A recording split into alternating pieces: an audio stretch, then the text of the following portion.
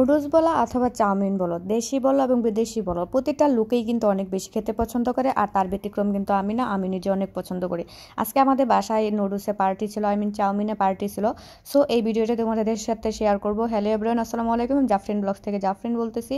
তোমরা সবাই কেমন আছো, কে কোথা থেকে দেখতেছো অবশ্যই কমেন্টের মাধ্যমে জানাবা। আলহামদুলিল্লাহ আমি অনেক ভালো আছি। তো চলো আজকে নুডলস পার্টিটা শুরু করা যাক। আজকে আমাদের বাসায় ছিল নুডলস পার্টি, আর সেই নুডলস পার্টিটাই তোমাদের সাথে শেয়ার করব। আর নুডলসটা কিন্তু রান্না করবে আমার ছোট বোন, মানে স্পেশাল রেসিপি দিয়ে এবং স্পেশাল শেফ। সে খুব একটা রান্না করে না সচরাচর, নুডলস হলে সে অবশ্যই রান্না করবে। আর তার হাতে সত্যি বলতে নুডলসটা অনেক বেশি ভালো লাগে, সেই বিষয়ে আজকে তোমাদের সাথে শেয়ার করব।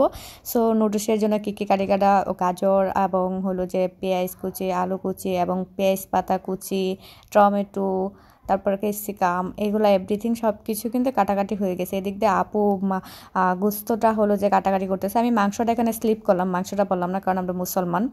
তো সো এদিকে হলো যে গরম পানি বসায় দিয়েছে, এখানে নুডলস দিয়ে দিবে। আর গরম পানি দেখো কীভাবে ফুটতেছে, আমার কাছে খুব ভালো লাগতেছিল। আর সে কতটা স্পেশাল শেফ দেখো, একটা নুডলস দিয়ে চেক করতেছে পানিটা গরম হয়েছে কিনা। পরবর্তীতে সবগুলো নুডলস একসাথে কলাত করে ঢালে দিছে চকলক্ক করে। এখন এমন একটা অবস্থা হয়েছে, লড়া কড়াই পুরো ভরে গেছে। কারণ নতুন শেফ, সে তো আর বুঝতে পারে না যে এই কড়াই এতগুলো নুডলস একসাথে ধরবে না, পুরো নুডলসটাই দিয়ে দিয়েছে। এখন লড়া পোড়া ভরে গেছে, এখন সে লাড়াচাড়া করতে পারছে না। তার মাঝে সে দিয়ে দিয়েছে তার কুটি কাটা সবজিগুলা। আসলে সবজি টবজি দিয়ে ক্যাপসিকামগুলো অনেক বেশি ভালো লাগে। আর এই যে চমলক্কভাবে এখন লাড়াচাড়া দিচ্ছে, তার লাড়াচাড়া দিতে কিন্তু কষ্ট হচ্ছিল। তার মাঝে মাঝে আমি কিন্তু ভিডিওগুলো স্কিপ করছি, কারণ ছোটো মানুষ রান্না করতে গেছে। এখন যদি আমি অগর বগর সব তোমাদের সাথে তুলে ধরি সেক্ষেত্রে একটু সমস্যা, মান সম্মান একটা বিষয় আছে। তো যাই হোক, আমি একটু আধটু ভিডিও করে তারপরে হলো যে তাকে একটু লাড়াচাড়া হেল্প করেছি। আর আমি তো হলো যে ভিডিও ম্যান, সেক্ষেত্রে ক্যামেরাম্যান, আমি তো ভিডিও করবো, অন্য কোনো হাতের ধরি নাই। সো এই তো সিদ্ধ হয়ে গেছে, এখন জালনিতে ঢেলে দিয়েছে। এখন সে বেচারা সহ কোন দিক সামলাবে বুঝতে পারছিল না, যার জন্য আমি একটু পানি দিয়ে একটু তাকে সাহায্য করছিলাম। আর এদিকে তেল আসছে কিনা দেখো, তেলের মাঝে গুস্ত দিয়ে চেক করছে তেল আসছে কিনা। সো রান্না কীভাবে করতে হয় তোমরা শিখে নাও।